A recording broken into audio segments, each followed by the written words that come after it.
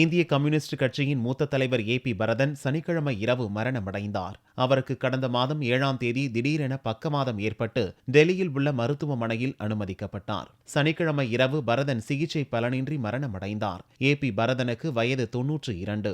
அவர் தற்போது வங்காளதேசத்தில் இருக்கும் பரிசால் என்ற இடத்தில் 1924ஆம் ஆண்டு செப்டம்பர் மாதம் 24ஆம் தேதி பிறந்தவர். வங்காளதேசம் பிரிந்த பின்னர் இந்தியாவிற்கு திரும்பிய பரதன் மராட்டிய மாநிலம் நாக்பூரில் குடியேறினார்.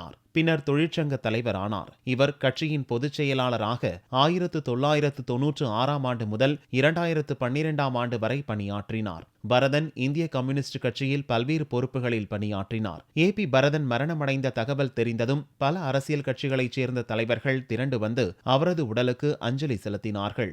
அவரது மறைவுக்கு தமிழக முதல்வர் ஜெயலலிதா இரங்கல் தெரிவித்துள்ளார். இந்திய கம்யூனிஸ்ட் கட்சியின் மூத்த தலைவர் ஏ.பி. பரதன் மறைவுக்கு தன்னுடைய ஆழ்ந்த இரங்கலையும் வேதனையையும் தெரிவித்துக் கொள்கிறேன் என்றும், அவருடைய இழப்பு இந்திய நாட்டுக்கு ஈடு செய்ய முடியாத மிகப்பெரிய இழப்பாகும் என்றும் ஜெயலலிதா கூறியுள்ளார்.